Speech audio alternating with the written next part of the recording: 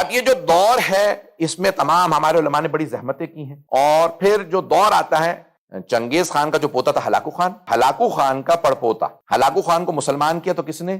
شیعوں نے۔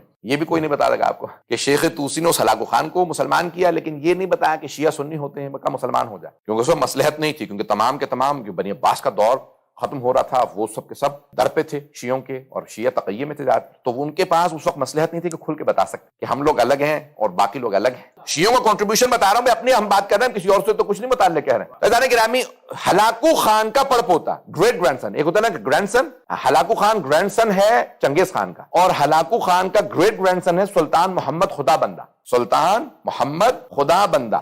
اب یہ فارس ہو گئے تھے، ایران میں پوری بادشاہت اس کی تھی، جس کا بڑا مشہور واقعہ کہ جب وہ اہل سنت سے تھے اور وہ ایران میں شیعہ کیسے بنے سب کے سب، تو اس نے، آپ کو پتا ہے بادشاہوں کو اکثر مغلوب الغضب بھی رہتے ہیں، تکبر تو ہوتا ہی ہے، تو ہر آدمی کو ڈانٹتے رہنا، ہر ایک کو ڈانٹا، تو غصے میں کہیں ملکہ سے لڑائی ہوئی تو اس نے کہیں کہہ دیا طلاق طلاق طلاق۔ وہ غصہ ٹھنڈا ہوا تو پھر جو درباری ملا تھے ان سے پوچھا کہ بھئی یہ اس طرح سے میرے سے واقعہ ہو گیا، میں نے غضب میں آ کے اپنی زوجہ کو طلاق دے دی۔ وہ کہنے طلاق ہو گئی ہے، اب جو ہے کسی اور سے شادی ہوگی، پھر وہ طلاق دیں گے، عدت کے بعد پھر آپ شادی، جو آپ سارے مسائل جانتے ہیں، مجھے بیان کرنے کی ضرورت۔ بادشاہ نے کہ توہین ہے ملکہ کہ میں کسی اور سے شادی کروں۔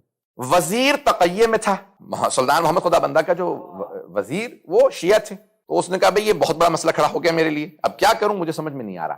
تو انہوں نے اپنے انداز سے کہا حل ہے، کیونکہ وہ شیعہ تھے، انہیں پتا تو تھا مسئلہ کہ یہ مسئلہ ہمارے حساب سے غلط ہے، کہا حل ہے، لیکن جس کے پاس حل ہے نا وہ عراق میں ہے۔ کیا نام کیا؟ کہا ان کا نام ہے علامہ ہلی، حسن ابن یوسف ابن مطہر ہلی۔ تو کہا تو حل ہے تو کیا ہوا، عراق میں ہو، ہم سارا خرچہ دیں گے، ان کو بلا لو۔ کہا لیکن یہ جو آپ کے درباری ملا ہے نا یہ اسے پسند نہیں کرتے، یہ نہیں بتایا کیوں، کہ بھی شیعہ ہیں رافضی ہیں کیا ہے، کہا بھئی کیوں پسند نہیں کرتے، کہا یہ میں نہیں سمجھ سکتا، یہ تو مولوی سمجھیں گے۔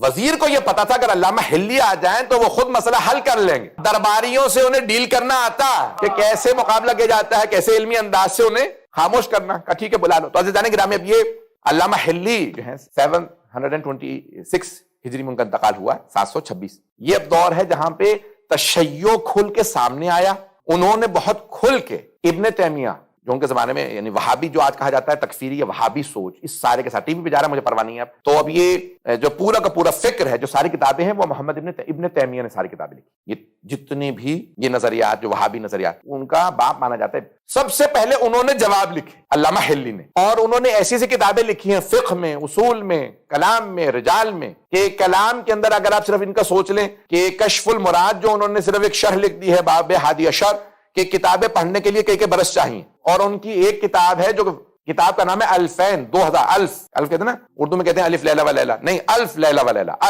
الف کہتے ہیں ہزار کو، 1000 اور ایک رات، 1001 نائٹس۔ تو انہوں نے لکھی کتاب الفین، 1000 دلیلیں کہ علی افضل ترین بشر ہیں بعد پیغمبر، اور 1000 دلیلیں کہ خلیفہ بلا فصل ہیں۔ تو انہوں نے کتاب 2000، کتاب کا نام ہی ہے 2000، 1000 دلیلیں کہ مولا افضل ہیں اور 1000 کے خلیفہ بلا۔ کہنا بڑا آسان ہے، میں بڑے بڑے علماء سے کہوں نا 100 دلیلیں لکھو، 100، 1000 نہیں 100، تو بہت سے نہیں لکھ پائیں گے، آج کل یہ عالم ہو گیا، اور لوگ ہر جگہ آدمی ٹی وی پہ جا کے بیٹھ جاتا ہے تشیع کا جو ہے نمائندگی کرنے کے لیے۔ یہ پاکستان سے متعلق کہہ رہا تھا، چلیں چلا گیا تو چلا گیا۔ تو جانے گرامی، اب یہ بہت ضروری ہے مسئلہ۔ تو اب 1000 دلیلیں اس زمانے میں انہوں نے لکھی، اور مختصر سی، بعض اوقات انسان پڑھے تو سوچنا پڑتا ہے کہ کیا کہہ رہے ہیں یہ، اتنی باریکی سے۔ اب ایک مرتبہ دعوت دی گئی، تو اب یہ دور ہے علامہ ہلی کا، وہ آئے، اور آنے کے بعد دیکھا تو اب وزیر نے کہا بھی میں نے تو اہتمام کیا تھا آپ کے لیے، آئے تو دیکھا کہیں نہ کرسی بیٹھنے کے لیے نہ کچھ اہتمام، درباری ملاؤں نے پورا منصوبہ بنا رکھا تھا کہ بھئی وہ کھڑا رہے آ کے، اور کوئی کرسی نہ لگائے، ان کے بیٹھنے کی جگہ نہ ہو۔ علامہ ہلی بہت سمجھدار، یعنی آپ جانتے نا کہ کم سنی کے اندر مجتہد بن گئے تھے، جینیس سے۔ جیسے دربار میں آئے تو انہوں نے فوراً جوتے اٹھا کے اپنے بغل میں رکھے اور تخت پہ آ کے بیٹھ گئے، سارے کے سارے ملاؤں کو موقع مل گیا۔ کہا اسے دربار کے آداب نہیں آتے، اولاً تو جوتے اتار کے بغل میں رکھے، دوسرے بادشاہ سلامت آپ کے سامنے یہ جھکے نہیں، اور تیسرے تخت پہ بیٹھ گئے۔ بادشاہ کو بہت غصہ، ایک تو چنگیز خان کی نسل، تو اب فوراً اپنے وزیر سے کہا بھی کس آدمی کو تم نے بلایا ہے، بھی کمزور سے پتلے دبلے، اور آنے کے بعد جو ہے وہ میرے تخت پہ ساتھ بیٹھ گئے۔ انہوں نے کہا حضور آپ خود ہی بتائیے کہ کیا معاملہ ہے، میں تو آپ کی نمائندگی نہیں کر سکتا۔ تو انہوں نے کہا کہ بھئی رکوع و سجود اللہ کے لیے، بادشاہوں کے لیے نہیں، اس لیے ہم جھک کے نہ رکوع کرتے ہیں بادشاہوں کو، نہ سجدے کرتے ہیں۔ دوسرے قرآن میں جہاں جگہ پاؤ وہاں بیٹھ جاؤ، تو جگہ تو تخت پہ ہی تھی، تو آداب تو دربار والوں کو نہیں آتے کہ پہلے کے اسی لیے مسند بچھا دی جائے، نہ جانے کسے کسے کھڑا رکھا تھا۔ اور تیسرے جوتے میں نے اپنے بغل میں اس لیے رکھ لیے تھے کیونکہ چوتھے امام نے ہمارے نہیں، انہوں نے نام لیا، میں مجبوراً نہیں لے رہا ہوں، تو انہوں نے چاروں کے نام لکھا کہ انہوں نے رسول خدا کے مسجد نبوی سے جوتے چرا لیے. تو انہوں نے کہا امام احمد بن حنبل تو تھے ہی نہیں رسول خدا کے زمانے میں, وہ تو 175 سال بعد آئے ہیں, یہ آپ نے اتنی بڑی تہمت لگا دی ان پہ. تو کہنے لگے نہیں مجھ سے غلطی ہو گئی, وہ ان سے پہلے امام شافعی رہے ہوں گے. انہوں نے کہا وہ 135 سال بعد آئے ہیں, وہ بھی رسول خدا کے زمانے میں نہیں تھے. کہا پھر مجھ سے دھوکہ ہو رہا ہے, وہ امام مالک رہے ہوں گے جنہوں نے چوری کی ہو. تو امام مالک چور رہے ہوں گے. انہوں نے کہا نہیں وہ 95 برس بعد آئے ہیں. تو انہوں نے کہا پھر امام ابو حنیفہ چور ہوں گے. کہا نہیں وہ 75 برس بعد پیغمبر کے پیدا ہوئے. تو انہوں نے اپنے جوتے نکالے رکھے پہنے. کہا ان چاروں نے خود ہی بتا دیا کہ 75 95 135 175 سال بعد پیغمبر کیا. میں جس امام کا ماننے والا ہوں وہ مکے میں بھی ساتھ تھے, مدینے میں بھی ساتھ تھے, سفر میں بھی ساتھ تھے, حضر میں بھی ساتھ تھے, وہ جنگ میں بھی ساتھ تھے, صلح میں بھی ساتھ تھے, گھر میں بھی ساتھ تھے, مسجد میں بھی ساتھ تھے, فرش پہ بھی ساتھ تھے. اب بادشاہ سمجھ گیا یہ عام آدمی نہیں. تو کچھ دیر ادھر ادھر کے سوالات پوچھے, باتیں کی, اس کے بعد پوچھا کہ بھئی یہ طلاق کا مسئلہ ہے اس طرح سے, تو طلاق ہو گئی یا نہیں. انہوں نے کہا نہیں, اولاً پہلے شرط یہ ہے کہ عربی میں طلاق دی جائے, انچی تعلق کہا جائے. تو کہا نہیں میں نے ایسے نہیں, میں نے ضرور کہا طلاق. تو کہا عربی میں پڑھی جائے, صیغہ طلاق کو عربی میں پڑھا جائے. نمبر 2 انسان ہوش و حواس میں ہو, غیظ و غضب میں نہیں. تیسری شرط یہ ہے کہ 2 عادل گواہ موجود ہوں. باقی یہ ساری شرائط بتائیں. بادشاہ نے کہا ان میں سے کوئی شرط پوری نہیں تھی. کہا نہ تیری بیوی کو عدت کی ضرورت ہے, نہ دوسری شادی کی, وہ بھی تیری زوجیت میں ہے. اب بادشاہ نے کہا کہ آپ جو مانگیں گے عطا کروں گا. سونا کہے تو سونا دوں گا, چاندی کہے تو چاندی دوں گا, درہم و دینار جتنا کہیں گے تول دوں گا. کہا مجھے تجھ سے کچھ نہیں چاہیے, نہ سونا چاہیے, نہ چاندی, نہ جواہرات. تو کہا کیا چاہیے آپ کو؟ کہا بس ہمیں ایران میں تبلیغ کی اجازت دے دے. کہا ہمیں ایران میں تبلیغ کی اجازت دے دے. کہا کہ ٹھیک ہے جہاں چاہیں تبلیغ کیجیے. باقی سب نے کہا نہیں تم نہیں جانتے, یہ دھوکہ دے رہا, یہ رافضی ہیں. اب بادشاہ کو معلوم نہیں لگا رافضی کیا ہوتے ہیں. انہوں نے علامہ حلی نے کہا جس سے کہو میرے مقابلے میں لے آؤ, میں بیٹھ کے یہاں دفاع کرنے کے لیے تیار. انہوں نے چھیڑ کے غلطی کی, وہ سمجھ نہیں رہے تھے ہم بھیڑوں کے چھتے میں ہاتھ ڈال رہے ہیں. انہیں نہیں پتا تھا یہ علامہ حلی ہے. مناظرے جب ایک عالم ہارا, دوسرا, تیسرا, چوتھا, جب سارے کے سارے ہارنے لگے, کہا بلاؤ ابن کثیر کو. اس نے آ کے کہا اتنے سے آدمی سے میرا مناظرہ, یہ پتلا دبلا چھوٹا سا. کہا اتنا چھوٹا اس لیے کہ انا ابن واحد میں ایک کا بیٹا ہوں, تو ابن کثیر ہے. انہوں نے مناظرے شروع کی. علامہ حلی نے پورے کے پورے ایران کے اندر تشیع پھیلنے لگا. عزیزان گرامی, بادشاہ نے اعلان کر دیا کہ میں اعلان کرتا ہوں آج سے میں شیعہ ہوں. اب آپ جانتے ہیں نا جو بادشاہوں سے محبت کرنے والے تھے, نہ انہوں نے دلیل سنی نہ پرکھی. کا اتنا بڑا ظالم بادشاہ ایک ہی لہجے کے اندر اس نے شیعہ کر لیا, اس کا مطلب ہے یہ حق ہوگا. سارے کے سارے بادشاہ کے ساتھ ساتھ شیعہ ہونے لگے, اور کئی لوگ تقیہ میں چلے گئے جو آج تک کہتے ہیں ہمارے یہاں تقیہ حرام ہے. ان کی نسلیں پھر شیعہ رہ گئیں. تو جانے گرامی اب یہ علامہ حلی نے بہت زیادہ. پھر ایک مرتبہ بادشاہ نے کہا اب میں شیعہ بھی ہو گیا ہوں, میرے دربار میں آپ رہی, یہ سارے درباری ملا نکال دوں گا. کہا نہیں میں نے ایک دربار لیا, وہ ہے نجف کا, میں نے علی کا دربار لیا, اب میں کسی اور کے دربار پہ نہیں رکنے والا. تو کہا پھر کہ میں واپس جا رہا ہوں. کہا لیکن میں اب جب شیعہ ہو گیا ہوں تو کون مجھے نظام بتائے گا, اور یہ سارا کا سارا نظام کس طرح سے بنایا جائے گا, یہ محل میں چاہتا ہوں. تو کہا کہ میرے پاس ایک آدمی ہے کہ جس کی قابلیت میں 2 رائے نہیں, وہ تمام علوم و فنون کے اندر ماہر ہے, کچھ عرصے کے لیے آپ کے پاس آ جائیں. میرے شاگرد بھی ہیں, استاد بھی. فقہ علامہ نے ان کو سکھایا تھا, فلسفہ انہوں نے علامہ کو پڑھایا تھا. کہا وہ کون ہے؟ ان کا نام ہے خواجہ نصیر الدین طوسی. ہیں آپ کے ایران کے, لیکن عرب میں رہے ہیں تو عربی فارسی دونوں پہ مسلط ہیں. اب سے کئی برس پہلے کی بات ہے, میں شکاگو میں اشرا پڑھنے گیا ہوا تھا. تو میں ایک بہت بڑے عالم ہیں, ویسے تو اصالتاً کشمیر کے, سید محمد حسین جلالی, سید محمد رضا جلالی, سارے بھائی ہیں, جلالی ہیں, رضوی کشمیری. جلالی ان کا یعنی کشمیر سے گئے ہیں, لیکن ان کے باپ دادا وہیں رک گئے تھے. تو پھر یہ اب عرب سمجھے جاتے ہیں, اردو ہندی وغیرہ نہیں آتی, براہ نامی آتی 2-4 جملے, کیونکہ اب اتنی نسلوں سے نجف میں پیدا ہوئے پہلے بڑے تو اب عربی فارسی. تو میں ان سے ملنے گیا, میں ان کا بہت بڑا نام ان کو آغا حکیم کے زمانے میں بھیجا تھا کہ ہمارے جو مینوسکرپٹس ہیں ان کی تحقیق کے لیے, کہ بھی امریکہ میں بہت زیادہ گئے, برطانیہ لایا تھا. تو سب سے بڑی جو کتاب ایران میں چھپی ہے مینوسکرپٹس کے اوپر وہ انہی کی ہے, آیت اللہ سید محمد حسین جلالی. میں ان سے باہر ملنے گیا, تو کہنے لگے بھئی کب آئے, کیا یہ وہ بات. تو جو صاحب لے کے گئے تھے کہنے لگے آپ کا اشرا یہ بڑا مقبول ہو گیا. میں کہا کیوں؟ کہنے لگے بھئی یہ کسی کو لفٹ نہیں کراتے, ملتے نہیں ہیں, صرف لکھتے رہتے ہیں, پڑھتے رہتے ہیں, کسی سے نہیں ملتے. تو کہنے لگے آپ کو انہوں نے 1.5 گھنٹہ دیا یہ. تو انہوں نے مجھ سے کہا, کہنے لگے اگر جا سکو تو شکاگو سائنس میوزیم ضرور جانا. میں نے کہا کیوں, وہاں پہ کیا ابھی اس وقت اشرا چل رہا ہے میرا, وہ ہے نہیں. کہنے لگے اس کی بیسمنٹ میں ایگزیبیشن لگا ہوا ہے, inventions of a Muslim scientist Nasir al Din Tusi.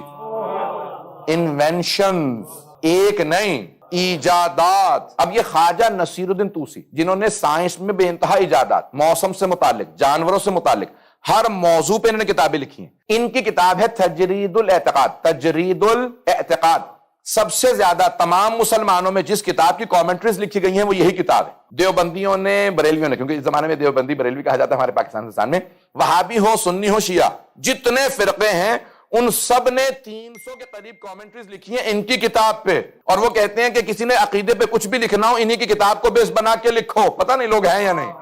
اور خواجہ قابل ترین علماء میں سے گزرے ہیں.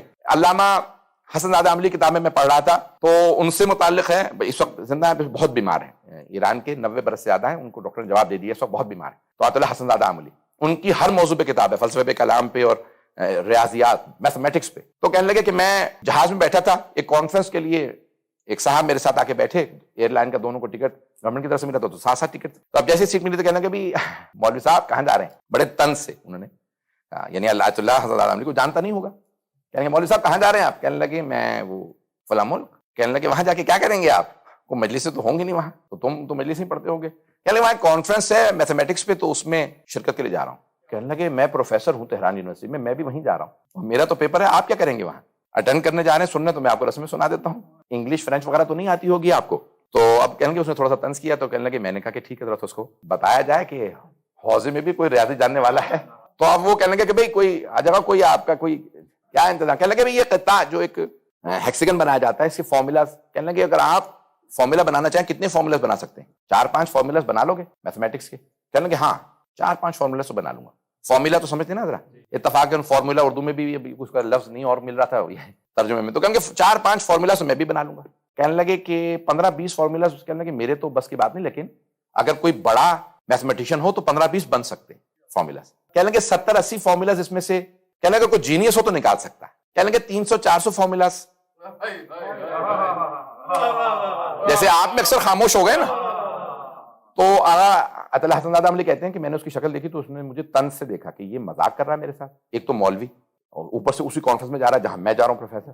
تیسرے یعنی میرے پہ ہی الٹا طنز کر رہا ہے. تو کہنے لگے اس نے مجھے بڑے غصے میں آنکھیں نکال کے دیکھا. کہیں گے کتنے؟ کہیں گے 300-400 فارمولاز کو نکال سکتا ہے؟ کہیں گے بالکل خاموش ہو گئے، یہ مذاق کر رہے ہیں. کہیں گے 2-3 ہزار فارمولاز کے متعلق کیا خیال ہے؟ کہنے لگے اس نے میرا جواب دینا بند کر دیا کہ شاید یہ مذاق کے موڈ میں. کہنے لگے 1,97,000 فارمولاز لکھے خواجہ نصیر الدین طوسی نے. کتاب عربی میں ہے، آج تک کوئی مائی کا لال پیدا نہیں ہوا جو فارسی میں ترجمہ کر دے. ایک ترجمہ ہوا وہ ترکی زبان میں، جب اس زمانے میں یونیورسٹیاں پہلی دفعہ کھلی تھی. اب سن، خواجہ ایسے تھے، پتہ نہیں لوگ ہیں یا نہیں، کہ ان کی کتابوں پہ اگر تسلط ہے حوزے میں تو آج میں پڑھاتا ہوں. 1,97,000 فارمولاز. آج تک دنیا میں دوبارہ سائنسدان پیدا نہیں ہوا. تو خواجہ سے پوچھا اتنی قابلیت کیسے؟ کہا ہو سکتا ہے کوئی باب الحوائج کی بارگاہ میں ہو اور وہاں سے حاصل نہ کر سکے. خواجہ پیدائشی طور پہ اسماعیلی تھے، شش امامی تھے، 12 اماموں کو نہیں مانتے تھے. جب انتقال ہو رہا تھا تو کاظمین میں مر رہے تھے. توجہ. تو اسماعیلیوں نے کہا کہاں لے جائیں آپ کو؟ مرنے والے ہیں. کہاں میرا آخری ایام ہے بس. کہاں لے جائیں؟ نجف یا کربلا؟ کہا نہیں، باب الحوائج کی بارگاہ میں مروں، کہیں اور چلا جاؤ. کہا باب الحوائج کی بارگاہ، تاکہ لوگوں کو یاد رہے یہ 6 امامی نہیں تھا، 12 کا ہو گیا تھا. کہا مجھے یہیں دفنانا ان کے قدموں میں. کہا قبر پہ کیا لکھے؟ میں پورا خون ذکر دے رہا ہوں اس وقت.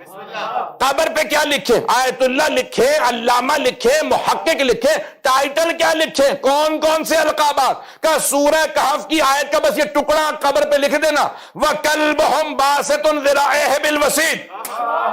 اصحاب کہف کا کتا ان کے سامنے ٹانگیں پھیلائے سو رہا ہے.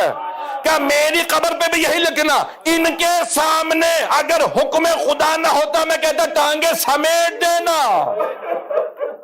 اب سمجھ میں آیا کتنے بڑے بڑے علماء ہیں. یہ وہ دور ہے کہ جہاں تشیع پھیلا ہے. ان علماء کی زحمتوں سے لوگ شیعہ ہوئے.